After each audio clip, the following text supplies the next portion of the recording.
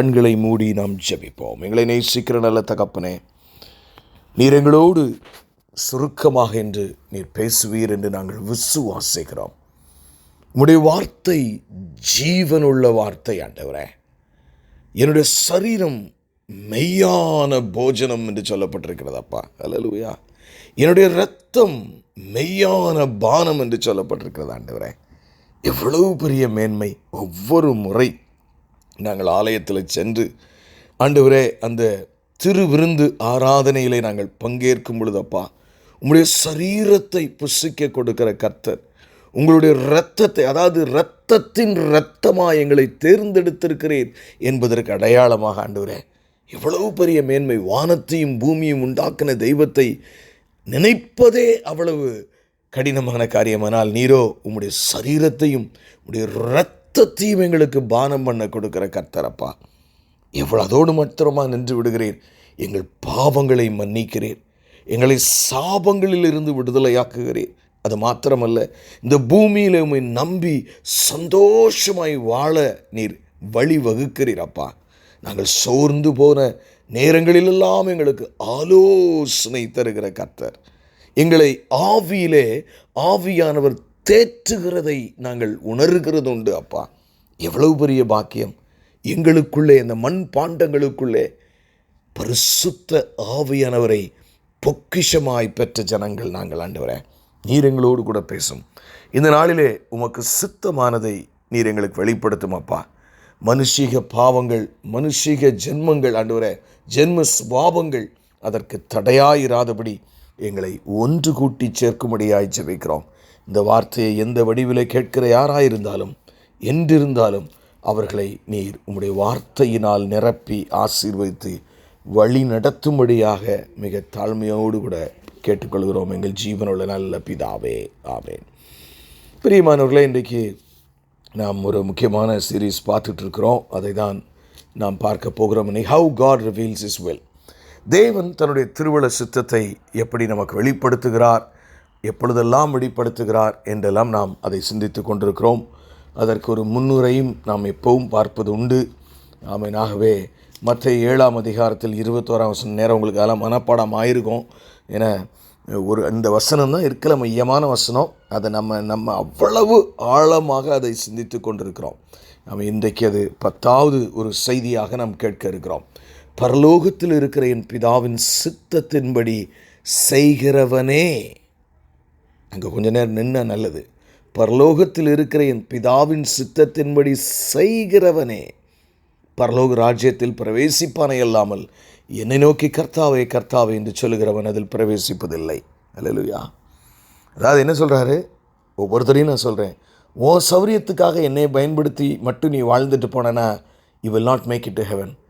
நீ என் பிள்ளையாய், என்னை சுமக்கிறவளாய், என்னை சுமக்கிறவனாய் என் சித்தம் நீ செய்வாயானால் உன் வாழ்க்கையிலே பரிசுத்த ஆவியானவரின் வழி நடத்துதலுக்கு உன்னை நீ விட்டு கொடுப்பாயானால், அல்லேலூயா, விட்டு கொடுப்பாயானால்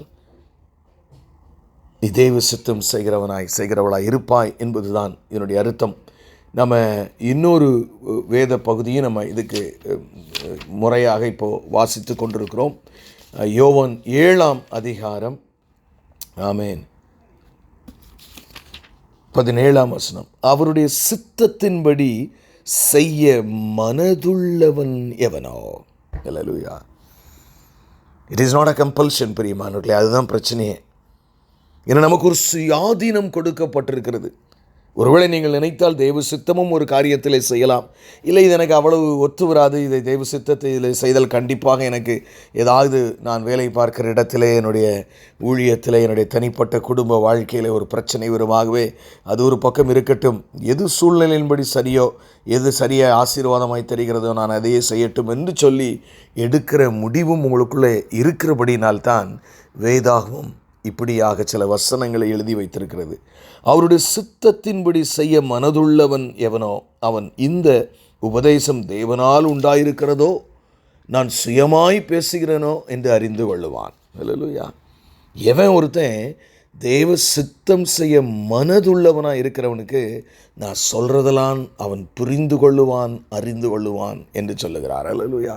இப்போ இயேசு கிறிஸ்து உங்களோடு பேசுகிறதை நீங்கள் உண்மையிலேயே புரிந்து கொள்ள வேண்டும், அறிந்து கொள்ள வேண்டும் என்றால் நிச்சயமாக நீங்கள் அவர் சித்தம் செய்வதற்கு மனதுள்ளவர்களாய் இருக்க வேண்டும் என்பது ரொம்ப முக்கியமான காரியம். அல்லேலூயா. அவருடைய சித்தம் அநேக காரியங்கள் இருக்கிறது. என்ன அவருடைய சித்தம்? எப்பொழுதும் நீங்கள் சந்தோஷமாக இருக்க வேண்டும் என்று அவர் விரும்புகிறார். அல்லேலூயா. அதுக்கான எல்லா வேலையும் செஞ்சிட்டாருங்க. ஆமென். நம்ம யாருமே பரலோக ராஜ்யத்தில் போய் என்னப்பா நீங்கள் பூமியில் என்னை இப்படி வழி நடத்திட்டீங்க, எனக்கு சந்தோஷமே இல்லாமல் நான் வாழ்ந்து வந்தேன் தெரியுமா அப்படின்னு சொன்னால் ஆண்டவர் ஒவ்வொரு பேஜாக திருப்பி காட்டுவார். நம்ம வாழ்க்கையில் அவர் பேசின செய்திகளை சொல்லி காட்டுவார். இல்லை பிரியமானவர்களே, நம்ம மட்டும்தான், அதாவது கர்த்தராகிய இயேசு கிறிஸ்துவின் பிள்ளைகள் மட்டும்தான் எந்த நேரத்திலும் சந்தோஷமாய் சமாதானமாய் இருக்க முடியும். சற்று கடினமான காரியம் தான், நான் இல்லை என்று சொல்லவில்லை. ஆனாலும் அதற்கான எல்லா ஆயத்தங்களையும் அவர் சிலுவிலே செய்து வைத்து போயிருக்கிறார். அல்லேலூயா. பொய்யுரையாத தேவன். பிரியமானவர்களே, இந்த வேத வசனம் இருக்குது பார்த்தீங்களா, அதாவது நல்லா சொல்கிறீங்களுங்க, நம்ம இன்னொரு நாள் அதை டீட்டெயில்டாக பார்ப்போம். இந்த வேத வசனத்தை முதலாவது மன வாஞ்சையாக நீங்கள் வாசிக்கணும். எப்படி வாசிக்கணும்னா, அது உங்களை தீப்பற்றி உங்கள் வாழ்க்கையை பிடிக்கிற வரைக்கும் அதை வாசிக்கணுங்க. அதாவது நம்ம தீயை பற்ற வைக்கிறோம், அதாவது நீங்கள் காடுகளில் போய் பார்பிக்யூ போடவோ இல்லை சமையல் பண்ணவோ ஆரம்பிக்கும் போது பார்த்தா விறகு இருக்கும், ஏன்னா தீப்பெட்டி இருக்கும், மண்ணெண்ணையும் இருக்கும். ஆனால் தீயை பற்ற வைக்கணும். இது மூணும் இருக்கும், ஆனால் பற்ற வைக்காது. இப்போ நம்முடைய பிரச்சனை என்ன தெரியுமா? வேத வசனம் இருக்குது, ஆவியானவர் இருக்கார், கர்த்தராகிய இயேசு கிறிஸ்து இருக்கிறார், நீங்கள் இருக்கிறீங்க, எல்லாம் தனித்தனியாக இருக்குது. ஆனால் தீ, அதாவது வேதம் என்னும் தீ உங்கள் வாழ்க்கையில் பற்றப்படவில்லை. You are not consumed by the word. அதாவது எந்த அளவுக்கு நீங்கள் வேதத்தை வாசிக்க வேண்டுமானால் உங்கள் வாழ்க்கையை அது கன்சியூம், அதாவது முழுமையாக எரித்து போடுகிற, இல்லாவிட்டால் விழுங்கி விடுகிற, அப்படி சொன்னால் கூட சரியாக இருக்கும் என்று நான் நினைக்கிறேன்.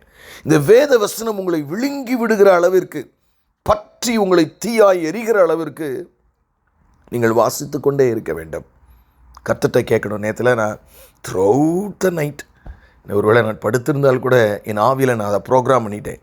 இந்த வசனத்தினுடைய ஆழம் என்ன என்று நீ எனக்கு சொல்லித்தான் ஆக வேண்டும் ஆண்டவரே என்று என் ஆவி கர்த்தரோடு இரவு முழுவதும் வேண்டிக் கொண்டே தான் இருந்த ஒரு சூழ்நிலை. பிரியமானவர்களே, ஏன்னா இடையில நம்ம அந்த கான்ஷியஸ்னஸ் வரும்போதெல்லாம், எனக்கு அருமையான தெய்வஜனமே, அது மாத்திரமல்ல, இப்படி அந்த தீயானது வேத வசனம் உங்களை விழுங்கின பின்பு நீங்கள் என்ன செய்யணும் தெரியுமா?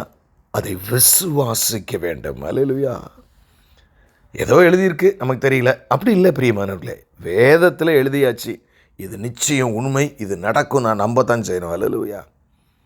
அப்படி மூன்றாவது ஸ்டெப்பை நீங்கள் அதை விசுவாசித்த பின்பு வேத வசனத்தின்படி நீங்கள் துணிந்து அந்த அத்தாரிட்டியில் நடக்கலாம். அல்லேலூயா. வியாதிகளை குணமாக்கலாம், பிசாசுகளை துரத்தலாம், பில்லி சூனியங்களை உடைக்கலாம், தேள்களை மிதிக்கலாம். இதுதான் ப்ரொசீஜர் பிரியமானவர்களே.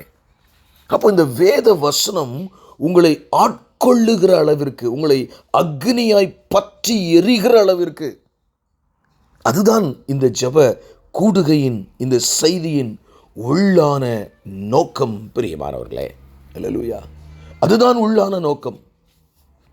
நீங்கள் ஏதோ அவசரமாக 2 அதிகாரத்தை எடுத்து வாசிட்டு சும்மா அது நம்ம அதை வாசிக்கும் போதே நிறைய பேருக்கு பார்த்தீங்கன்னா வேறு எங்கேயாவது ஸ்கூலு, நாளைக்கு சமையல் என்ன, இந்த இவர் இப்படி பேசிவிட்டாரே, இது என்ன செய்கிறது, யூஸ்வலாக நம்ம அப்படி வாசிப்பது நல்லதல்ல.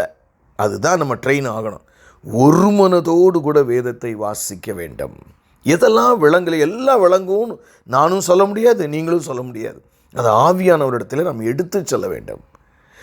இந்த வசனம் எனக்கு பிரயோஜனமாய் தெரிகிறது, ஆனால் என் வாழ்க்கையில் அப்ளை பண்ணி பார்த்தால் அது இதனுடைய பலன் இல்லையே, ஏன் ஆவியானவரே என்று நாம் கேட்க வேண்டும். இந்த வசனத்தின்படி நான் செயல்பட்டு பார்க்கிறேன், ஆனால் அது செயல்படுகிறது போல தெரியவில்லையே, ஏதோ ஒரு ஓட்டை என்னிடத்திலோ எங்கேயோ இருக்கிறதே, அது என்ன, ஏன் அது எனக்கு செயல்படவில்லை, அது நம்ம ஆண்டவர்கிட்ட கொண்டு போகணும். அப்போது ஆண்டவர் நம்முடைய வாழ்க்கையில் ஒரு வேளை சில காரியங்களை காட்டலாம்.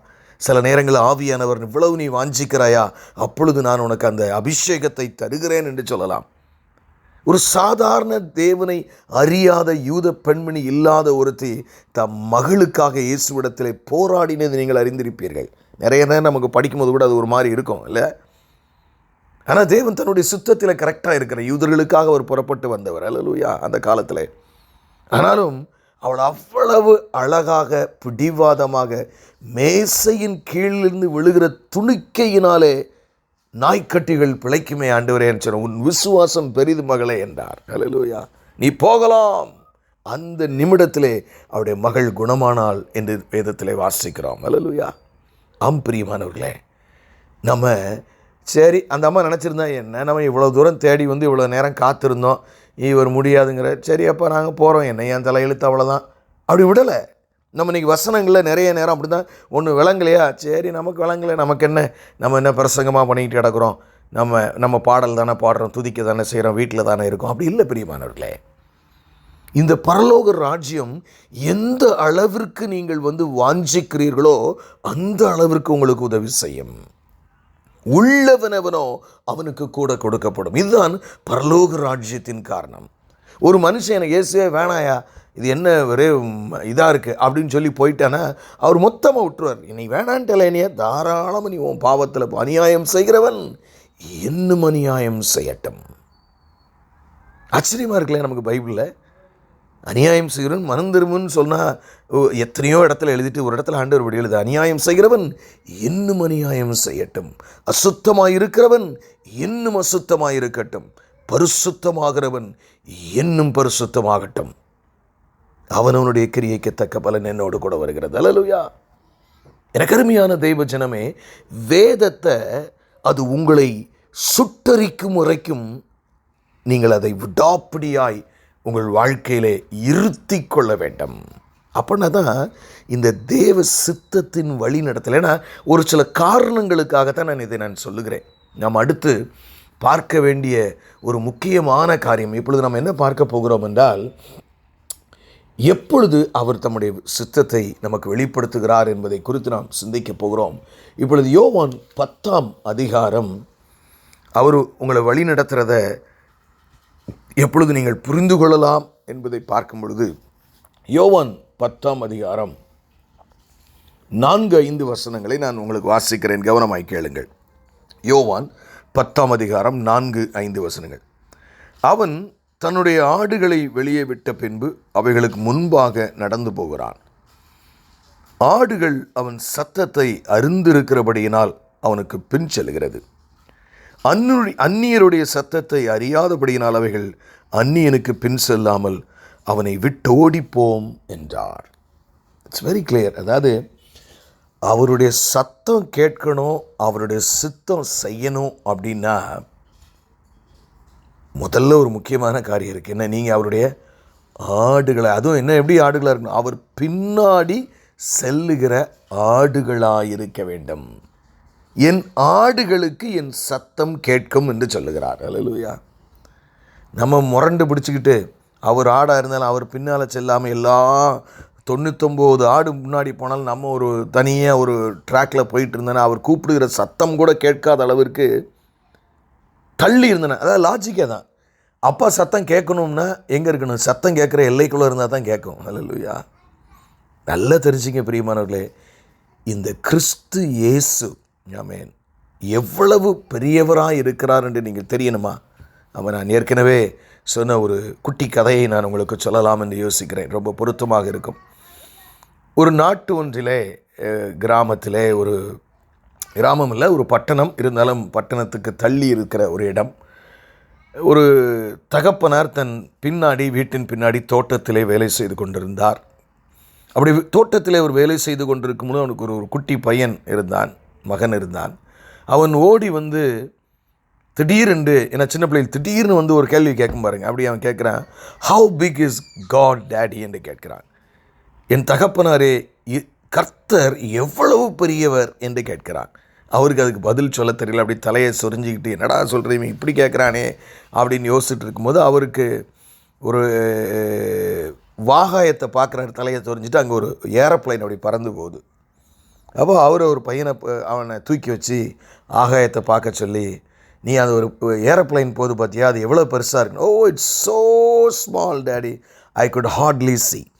ரொம்ப சின்னதாக இருக்குது, சரியாக கூட என்னால் பார்க்க முடியவில்லைன்னு சொன்னான். ஒரு வாரம் கழித்து அவனை அந்த பட்டணத்து வரைக்கும் வந்து அங்கே இருக்கிற ஏர்போர்ட்டுக்கு உள்ளே போய் அந்த ஏர்போர்ட்டில் அந்த ஏரோப்ளைன் நிற்கிற இடத்துல கூட்டு கொண்டு போய் காண்பித்தார். அப்போ கேட்டாரா, how big is this aeroplane, இந்த ஏரோப்ளைன் எவ்வளவு பெரிதாக இருக்கிறது என்று கேட்டாராம். அப்போ oh daddy it's so big என்று சொன்னான், மிகவும் பெரியதாக இருக்கிறது. அப்போ தான் அவர் சொன்னாரா, நீ அன்று ஒரு கேள்வி கேட்டாய், இறைவன் எவ்வளவு பெரியவர், கர்த்தர் எவ்வளவு பெரியவர் என்று. நீ எந்த அளவிற்கு கர்த்தருக்கு நெருங்கி வருகிறாயோ அந்த அளவிற்கு கர்த்தர் உனக்கு பெரியவராயிருப்பார். அல்லேலூயா. ஆம் பிரியமானவர்களே, நீங்கள் அவர் ஆடுகளாக இருக்க வேண்டுமானால், நீங்கள் அவருக்கு அருகாமையில் இருப்பீர்களானால், அவர்களுடைய ஆடுகளாக இருப்பீர்களானால் நிச்சயம் அவர்களுடைய சத்தம் கேட்கும். அந்த வசனத்தை நான் மீண்டும் வாசிக்கிறேன். ஆமென். அவன் தன்னுடைய ஆடுகளை, அதாவது கர்த்தர் தன்னையே சொல்கிறாரு, இயேசு கிறிஸ்து தன்னுடைய ஆடுகளை வெளியே விட்ட பின்பு, சில நேரம் உள்ளே அடைச்சிருவாருங்க. ஏன்னா வாழ்க்கையில் அப்படி இருக்கும். ஆடை உள்ளே அடைச்சிட்டா மெய்ப்பனுடைய சத்தம் எப்போதாவது தான் கேட்குற மாதிரி இருக்கும்னு நான் நினைக்கிறேன். அந்த சினாரியோவை நம்ம கற்பனை பண்ணி பார்த்தா. ஏன்னா அவன் அடைச்சவொன்னே அவன் வீட்டுக்கு போயிடுவான். ஏன்னா காவலாளர்கள் கையில் ஒப்பு கொடுத்து விட்டு அவன் தன்னுடைய வீட்டுக்கு போய்விடலாம், இல்லாவிட்டால் அவனே காவலானாக இருந்து பக்கத்திலே கூட இருக்கலாம். அப்போ அவன் வீட்டு குடும்பங்கள் காரியங்களை பார்த்து கொண்டிருப்பான். ஏன்னா ஆடு ஒரு சுற்றி வர ஒரு வேலி அடைத்திருக்கிறபடினாலே அது அங்கே பாதுகாவலாய், ஓநாய்களுக்கெல்லாம் பாதுகாவலாய் அங்கே ஒரு பாதுகாவலோடு நிற்கும். அவைகளும் படுத்து இரவிலே நிம்மதியாக தூங்கும். ஆனால் காலை வேளை வரும் பொழுது எப்போவுமே அடைச்சே வச்சுருக்க மாட்டார். ஆண்டவர் அவர் முன்னாடி போய், உங்களே வா நம்ம ஊழியத்துக்கு போவோம், ஆத்துமாக்களை சந்திப்போம், ஆமேன் என்று சொல்லி உங்களையும் என்னையும் ஒரு கடைக்கோ ஒரு ஊழியத்திற்கோ என ஒரு இடத்திற்கோ வா என்று அழைத்து கொண்டு போவார். இப்படி அழைத்து கொண்டு போகும்போது நம்ம இப்போ வெளி உலகத்திற்கு வருகிறபடினாலே நாம் அப்பாவினுடைய சத்தம் என்ன சொல்லுகிறது என்பதற்கு காது தெளிவாக இருதய காதை வைத்து கொண்டு தான் வெளியே செல்ல வேண்டும். அல்லேலூயா. ஊழியத்திற்கு செல்ல வேண்டும், எல்லாவற்றையும் யாரோடும் பேச வேண்டும். வெளியே கிளம்பும் போதே, அப்பா நான் உங்கள் ஆடு, உங்கள் சத்தம் கேட்குற மாதிரி, சில நேரம் நான் ஏன்னா ஹெல்மெட் போட்டு போனாலும் ஒரு ஜோக்குக்காக சொல்லுகிறேன், இருதயத்தில் அவர் பேசுவார். காது அடைச்சாலும் பிரச்சனை இல்லை, ஆமேன். ஆனால் நமக்கு அவருடைய சத்தம் கேட்க வேண்டும். என்ன சொல்கிறார், தன்னுடைய ஆடுகளை வெளியே விட்ட பின்பு அவைகளுக்கு முன்பாக நடந்து போகிறான். அல்லேலூயா. வெளியில் போன்னு உங்களுக்கு, அதாவது என்னென்ன, என்னுடைய ஆழம் உன்னைய ஒரு காரியத்திற்காக நீ போ அப்படின்னு ஆண்டவர் ஒரு இன்ஸ்ட்ரக்ஷன் கொடுத்துட்டாலே அவர் எங்கே நிற்பார் தெரியுமா? உங்களுக்கு முன்னாடி தான் போவார். அல்லேலூயா. அவர் சித்தப்படி, அவருடைய சித்தத்தை செய்வதற்காக இந்த பூமியிலே நீங்கள் எல்லாரும் உயிரோடு இருப்பதற்கு காரணம் பரமண்டல ஜெபத்திலே சொல்ல, பரமண்டலங்களிலும் சித்தம் செய்யப்படுகிறது போல பூமியிலும் உங்கள் மூலமாக என் மூலமாக செய்யப்படுவதாக என்பதே கிறிஸ்து இயேசுவினுடைய சித்தம். அப்படி அவர் சொல்லும்போது நம்ம என்ன செய்யணும், அந்த சத்தம் செவி சாய்க்கிறவர்களாய் நாம் இருக்க வேண்டும். Hallelujah. It's very very important.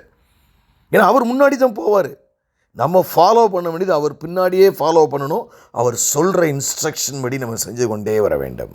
அல்லேலூயா. எவ்வளவு பெரிய மேன்மை பிரியமானவர்களே. மாபெரும் காரியங்கள் எல்லாம் கர்த்தருடைய ஆவியானவருடைய சத்தத்திற்கு செவி சாய்க்கும் பொழுது தான் நடக்கும். ஒரு அழகான ஆங்கில பாடல் ஒன்று உண்டு, பழைய பாடல். ஏன்னா அந்த பாடல் என்ன இருக்கும் சொன்னா, trust and obey, that is the only way to be happy. You trust and you obey. நீ கர்த்தரை நம்பு, அவருக்கு கீழ்ப்படி, அது ஒன்று மாத்திரமே, அது ரெண்டு தான் நீ சந்தோஷமாய் வாழுகிறதற்கான இலக்கணம் என்று பழைய ஆங்கில பாடல் எனக்கு அது ஞாபகத்துக்கு வருகிறது. ஆம், உண்மை பிரியமானவர்களே. கீழ்ப்படிதல் is a part of Christian life. ஆமென். அதுதான் இன்ஜின் ஆஃப் கிறிஸ்டியன் லைஃப். அப்போ நம்ம அவர் வெளியே போகும்போது அவருடைய சத்தத்திற்கு நம்ம we should be very sensitive. நம்ம ஆண்டவர் என்கிட்ட ஏதாவது பேசுவாங்க, உள்ளத்தில் எதுவும் பேசணும். அதாவது அவர் எங்கே உள்ளத்தில் பேசப்போ நம்ம நினச்சபடி போயிட்டே இருப்போன்னு வந்துட்டா உள்ளத்தில் அவர் பேசுகிறதே தெரியாது. You should be sensitive. நான் ஒரு ஆடு, என் இயேசு எனக்கு முன்னாடி போய்கொண்டிருக்கிறார். அவர் பாதையிலே நான் நடக்க வேண்டும். அவர் சொல்லுகிற சத்தத்திற்கு செவி கொடுக்க வேண்டும். அல்லேலூயா. நம்மத்திலே சகோதரி இன்றைக்கு அழகாக சாட்சி சொன்னார்கள். நான் அப்படி ஒரு பயங்கரமான சூழ்நிலையில் இருந்தேன் பிரதர். அப்பொழுது என் காதிலே நீ தீமைக்கு எதிர்த்து நிற்க வேண்டாம் என்று ஒரு சத்தம் கேட்டதாம். அவனுடைய வாழ்க்கையே மாறிடுச்சிங்க. அதுக்கப்புறம் எனக்கு அருமையான தேவஜனமே, இப்படித்தான் ஆண்டவர் உங்களை ஆடுகளாய் வழி நடத்துவார். பயப்படாதிருங்கள். நீங்கள் எந்த சூழ்நிலையில் இருந்தாலும் சரி, வெளியே போகிறதுங்கிறது என்னென்னா ஒரு கடினமான சூழ்நிலை வரியாக நிறைய சேலஞ்சஸ் இருக்கும் இல்லையா? நம்ம ஒரு இடத்துலேருந்து ஒரு இடத்துக்கு போகிறதா இருந்தாலும் ஒரு காரியத்தை செய்கிறது it is not easy at all. Amen. It is not easy at all. இப்போ நான் சனிக்கிழமை நான் ஊழியத்திற்கு புறப்பட்டு போகும்போது பார்த்தா இங்கே பயங்கரமான மழை. அதில் ஃபஸ்ட்டு ட்ராக் வந்து பார்த்திங்கன்னா 160 கிலோமீட்டர் ஸ்பீடில் போக வேண்டியது. அப்போது நாங்கள் அப்படி போய்கொண்டே இருக்கோம். ஒரு போலீஸ் கார் வந்து அந்த கிட்டத்தட்ட ஒரு 5 லைன் 6 லைன் இருக்கும். அப்படி ஒரு கார் அங்கேயும் இங்கேயும் போய் யாரையும் போடாமல் மறிக்கிறான். என்னென்னா 160 கிலோமீட்டர் ஸ்பீடில் போய் அந்த மரங்களிலிருந்து இலை விழுந்து மேலேயும் மேலே விழுந்து இடையில தண்ணி இருந்தனால வலிக்கு பெரிய கார். அது ஒரு பெரிய சக்கரமே உடஞ்சி துண்டாக கிடக்கு. அந்த கார் அங்கே கிடக்கு. 3 ஆக்சிடெண்ட் பார்த்தோம் அன்றைக்கி நாங்கள் ஊழியத்துக்கு போயிட்டு வரும்போது. ஏன்னா பயங்கரமான புயல் மழை, ஒரு ஆறு மாதிரி ஓடிக்கொண்டிருந்தது. தர்வார். ஆனால் அந்த டைம்லேயும் நாங்கள் எப்படி தெரியுமா, ஸ்தோத்திரமா, அப்போ நமக்கு அப்பா இருக்காங்க, அவருடைய நாமத்தை மகிமைப்படுத்த போய் கொண்டிருக்கிறோம். Yes, the lord is there. எங்களுக்குள்ள ஒரு ஆறுதலின் வார்த்தை. ஆம் பிரியமானவர்களே, இந்த உலகத்தில் அநேக பாடுகள் இருக்கலாம் உங்களுக்கு. ஆனால் நீங்கள் உங்களை ஆண்டவர் வெளியே கூட்டிகிட்டு போகும்போது நீ மட்டும் போயிட்டு வாடா அப்படின்னு அனுப்பவே மாட்டார். அல்லேலூயா. பயப்படாதீங்க. ஏங்க, நீங்கள் கிறிஸ்தவங்களாக இருந்தால் எதுக்குமே பயப்படக்கூடாதுங்க. அப்பா கூட தான் இருக்கார். ஏன்னா ஆஸ்பத்திரிக்கு போகும்போதும் கூட இருப்பார். டாக்டர் ஏதாவது சொல்லி ரிப்போர்ட் ஒரு மாதிரி திரும்பி நீங்கள் வாங்கிட்டு வருவீங்களா, அப்பவும் அதோட 2 மடங்கு கூடயே தான் இருப்பார். நீங்கள் பயப்படாதீங்க. நம்ம வாழ்க்கை அவர் சித்தத்தின்படி தான் முடியும். அல்லேலூயா. உங்கள் சித்தத்தின்படியோ டாக்டர் சித்தத்தின்படியோ வியாதியினுடைய சித்தத்தின்படியெல்லாம் முடியாது. அல்லேலூயா. உங்களை ஆளுகிறவர் பெரியவர் பிரியமானவர்களே. அல்லேலூயா. வியாதியின் சித்தம் அது எப்படி வேணாலும் இருக்கலாம், அது நமக்கு விதிவிலக்கு. அல்லேலூயா. நீங்கள் அதை விசுவாசிக்கணும். ஏன்னா எவ்வளவு தெளிவாக சொல்கிறேன், நான் என் ஆடுகளை வெளிவிட்ட பின்பு அவைகளுக்கு முன்பாக நடந்து போகிறான். ஆடுகள் அவன் சத்தத்தை அறிந்திருக்கிறபடியினால். அல்லேலூயா. எத்தனை முறை நம்ம சாட்சிகளில், நம்ம ஃபாஸ்டிங் ப்ரேயரில் நம்ம சொல்கிறோம், கர்த்தர் என்னோடு பேசினார், இப்படி என்னை ஆறுதல் படுத்தினார். அமேசிங். ஆம் பிரியமானவர்களே, ஆனால் கண்டிஷன் ஒன்று தாங்க. நீங்கள் அவர் ஆடாக இருக்கணும். அவர் சத்தம் கேட்கிற எல்லையில் நீங்கள் வாழ வேண்டும். இது இப்படி சத்தம் கேட்கிற எல்லையில் வாழுதல் என்றால் என்ன என்று நீங்கள் நினைத்து எடுத்துக்கொண்டால், என்னை பொறுத்தவரை நல்ல ஒரு பரிசுத்தவான்களுடைய ஐக்கியம். இன்றைக்கி நிறைய இடங்களில் நான் உலகமெங்கிலும் செல்லுகிறபடினாலே சொல்கிறேன், சில கஷ்டங்கள் சில ஜெபங்கள் கேட்கப்படாமல் தாமதிக்கப்படும் பொழுது ஒரு சோர்வு வந்து இவங்க எல்லோரும் நினச்சி, நான் ஊழியத்துக்கு போக மாட்டேன், நான் இனிமேல் ஜெபிக்க மாட்டேன், நான் பைபிள் படிக்க மாட்டேன், நான் இனிமேல் காணிக்கை கொடுக்க மாட்டேன், நான் கோயிலுக்கும் போக மாட்டேன். அதாவது நீங்கள் வந்து கர்த்தருடைய காரியங்களையும் கர்த்தருடைய காரியத்திலிருந்து விலகிக் கொள்வது போல் ஒரு முடிவு எடுக்கிறோம்ல, அதுதான் நாம் செய்கிற மகா பெரிய தவறு. எப்போ நீங்கள் சோர்வற்று இருக்கிறீர்களோ அப்பொழுது பரிசுத்தவான்களின் ஐக்கியத்தில் நீங்கள் இருக்க வேண்டும். எங்கேயாவது ஒரு இடத்துல ஆண்டவர் பேசுவார். அல்லேலூயா. யாராவது ஒருத்தன் தீர்க்க தரிசனம் சொல்லுவாங்க, யாராவது முகத்தை பார்த்து சில வார்த்தைகள் உங்களுக்கு வரும். அந்த நேரம் தான் பிசாசு உங்களை வெளியே தள்ளி உங்கள் மனசில் பேசி, நீ போகாத, என்ன ஏசு செஞ்சார் சொல்லுவாங்க. நீங்கள் அப்படி இருக்கக்கூடாது. The more problem you have, the more nearer you should be to the word of God and to the Holy Spirit and Jesus Christ.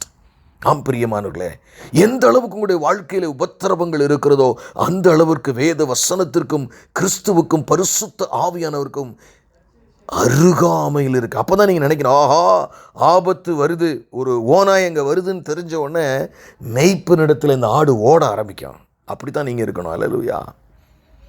அப்போ தான் தேவ சித்தத்தை நீங்களும் நானும் செய்ய முடியும். பிரியமானவர்களே, கடினமான சூழ்நிலைகள் வரலாம்.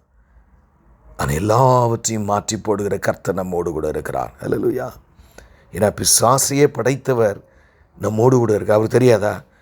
நீங்கள் ஒரு கார் வச்சுருக்கீங்கன்னா அந்த கார் எந்த கம்பெனி எந்த இன்ஜினியர் டிசைன் பண்ணணும் அவனுக்கு எல்லாமே தெரியும். இந்த பிரச்சனை வருதுன்னா இதாக தான் காரணமாக இருக்குன்னு. ஏன்னா இப்போலாம் போய் கம்ப்யூட்டரை மாட்டினவுடனே எங்கெங்கே ப்ராப்ளம் இருக்குன்னு அதே சொல்லிடுது. நம்மலாம் நம்மகிட்ட கேட்பாங்க, ஓட்டி பார்ப்பாங்க. இப்போ அதெல்லாம் இல்லை. ஒரு ப்ளக்கை கொண்டு உள்ளே சொருவி ஒரு டிவியில் ஒரு சாஃப்ட்வேர் இருக்குது, அது க்ளீன் இந்த இன்ஜினில் என்னென்ன ப்ராப்ளம் இருக்குது, என்னென்ன எங்கெங்கே ப்ராப்ளம்னு எல்லாமே அதே சொல்லுது.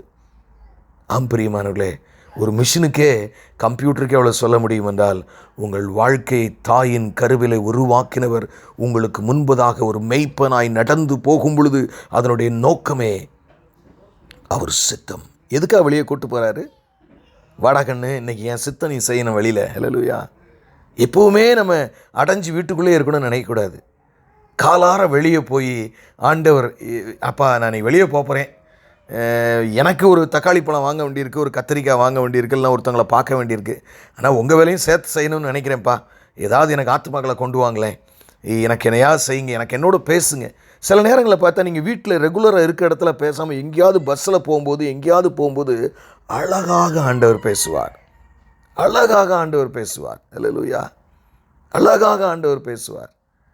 நானெல்லாம் வேலையை ராஜினாமா செய்து விட்டு ராமநாதபுரத்தில் உள்ள ஒரு ஆலயத்தில் ஃபாஸ்டிங் ப்ரேயரில் செய்து கொடுக்க சென்றிருந்தேன். அப்பொழுது நான் பின்னாடி உட்கார்ந்துருந்தேன். எனக்கு சில மனக்கலக்கங்கள் எல்லாமே இருந்ததுண்டு. அப்போ ஆவியானவர் தெளிவாக என் வாழ்க்கையில் என்ன செய்ய போகிறாருங்கிறது என்கிட்ட பேசுகிறார். அங்கே உள்ள அல்லேலூயா துதி மகிமையின் பாட்டு ஓடிக்கிட்டு இருக்கு. இன்னும் ஒரு அரை மணி நேரத்தில் நான் செய்தி கொடுக்கணும். ஆமென். The Lord was speaking with me. அல்லேலூயா. உங்களுடைய வாழ்க்கையில் அவர் பேசுவார். பிரியமானவர்களே, உங்களுடைய வாழ்க்கையில் அவர் பேசுகிறதற்கு அவர் உண்மையுள்ளவராயிருக்கிறார். உண்மையுள்ளவராயிருக்கிறார். அப்போ நீங்கள் என்ன செய்யணும்னா, நீங்கள் ஒரு ஆடாக அவர் சமூகத்தில் இருக்க வேண்டும். அல்லேலூயா. அதுதான் ரொம்ப ஒரு முக்கியமான காரியம். அப்படி இருக்கும்போது அடுத்து பாருங்க, இன்னொரு எப்பொழுது அவருடைய சித்தத்தை வெளிப்படுத்துகிறார் என்றால், உபாகமத்துக்கு நான் எண்ணாகமும் உபாகமத்துக்கு நம்ம அப்போ 1ஆம் அதிகாரத்தில் ஒரு காரியத்தை நாம் பார்க்கக்கூடும். உபாகமம் 1ஆம் அதிகாரம், நான் உங்களுக்கு 28ஆம் வசனத்திலிருந்து வாசிக்கிறேன். உபாகமம் 1ஆம் அதிகாரம் 28ஆம் வசனம். அல்லேலூயா. உபாகமம் 1ஆம் அதிகாரம் 28ஆம் வசனம். அதில் நீங்கள் எப்படி பார்க்குறீங்கன்னா, நாம் எங்கே போகலாம், அந்த ஜனங்கள் நம்மை பார்க்கிலும் பலவான்களும் நெடியவர்களும் அவர்கள் பட்டணங்கள் பெரியவைகளும் வானத்தை அளவும் மதிலுள்ளவைகளுமாய் இருக்கின்றது என்று ஏனோக்கியரின் புத்திரரையும் அங்கே கண்டோம் என்றும் தம்முடைய சகோதரர் சொல்லி தம்முடைய இருதயத்தை கலங்க பண்ணினார்கள் என்று சொன்னீர்கள். 29வது வசனத்தை பாருங்கள். அப்பொழுது நான் உங்களை நோக்கி. அல்லேலூயா. என்ன நடக்குது? இவங்க எல்லாரும் போய் அங்கே வேவு பார்த்துட்டு 10 பேர் ஐயோ நெட்டையாக இருக்கிறாங்க, அரக்கர்கள் இருக்காங்க, மதில் அப்படி இருக்குது, நம்மளால் முடியும், நம்ம வெட்டுக்குழி மாதிரி இருக்கும், முடியவே முடியாதுன்னு எல்லாம் ஓன்னு அழுது. பிள்ளைகளையும் இதையும் எப்படி பிள்ளையும் குட்டியும் குருமானையும் நடு ரோட்டில் வச்சுக்கிட்டு எப்படி இருக்கும் யோசிச்சு பாருங்கள். ஏன்னா அந்த கொடுமை எப்படி இருக்குன்னா, இங்கே சில நேரங்களில் அரசாங்கங்கள் அந்த ஆக்கிரமிப்பை அகற்றுவாங்க இல்லையா, புல்டோசர் வச்சு. அப்போ அந்த குடும்பம் மகப்பரிதாபமாக இருக்கும். அப்படி யாராவது கண்டிங்கன்னா நீங்கள் கண்டிப்பாக உதவி செய்யுங்க. ஏன்னா அந்த மாதிரி இஸ்ரவேல் தேசமே இருக்குது. ஆண்டவர் என்ன சொல்கிறாரு? நீ அப்படி கலங்கி நின்ற வேளையிலே, அல்லேலூயா, எல்லோரும் அழுது ஐயோ இப்போ எங்கள் எதிர்காலமே போச்சா, நாங்கள் எகிப்திலையாவது இருந்திருப்போமே, இங்கேயும் இங்கே சாகணுமா நாங்கள், பலவிதமான தீய நெகட்டிவ் தாட்ஸை பிசாசானவன் கொடுத்து கொண்டிருக்கிற வேலை. இப்போ ஒரு வேளை இந்த செய்தியை கேட்கிற நீங்கள் யாராக இருந்தாலும் சரி, உங்களோடு இனிமேல் அவ்வளோதான், இனிமேலாம் இதெல்லாம் நடக்காது, இன்னுமா நீ இதை எதிர்பார்த்துக்கிட்டு இருக்க, இதெல்லாம் முடிஞ்சு போச்சு அப்படின்னு சொல்லி சில நெகட்டிவான எண்ணங்கள் பிசாசினிடத்திலிருந்து வருமானால், இஸ்ரவேல் ஜனங்களுக்கு அப்படி தான் இருந்துச்சான். அப்படி என திருப்பி கூட வாசிக்கிறேனே, நாம் எங்கே போகலாம், அந்த ஜனங்கள் நம்மை பார்க்கிலும் பலவான்களும் நெடியவர்களும் அவர்கள் பட்டணங்கள் பெரியவைகளும் வானத்தை அளவும் மதிலுள்ளவைகளுமாக இருக்கிறது என்றும் ஏனோக்கியரின் புத்திரர்னாலே அதனுடைய ஸ்டோரி நான் இப்போ உங்களுக்கு சொல்ல விரும்பவில்லை. அது அரக்கர்கள். அவங்கள கண்டாலே எல்லாரும் நடுங்குவாங்க. 13 அடி உயரம் இருக்கக்கூடியவர்கள், இல்லாவிட்டால் 9 அடி உயரம் இருக்கக்கூடியவர்கள். ஏனோக்கியரின் புத்திரரையும் அங்கே கண்டோம் என்று நம்முடைய சகோதரர் சொல்லி, யார் வேற யாரும் இல்லைங்க, நம்ம சகோதரர் தான் சொல்லி நம்முடைய இருதயத்தை கலங்க பண்ணினார்கள் என்று சொன்னீர்கள். அப்பொழுது அல்லேலூயா நான் உங்களை நோக்கி, நீங்கள் கலங்காமலும் அவர்களுக்கு பயப்படாமலும் இருங்கள். உங்களுக்கு முன் செல்லும் உங்கள் தேவனாகிய கர்த்தர். சொன்னா டிஃபிகல்ட் டைம்ஸ் வெளியே கூட்டு போவார், நம்ம பார்த்தோம்ல. ஆமென். உங்களுக்கு when a difficult situation comes to you, you are out in the field, the Lord will be with you.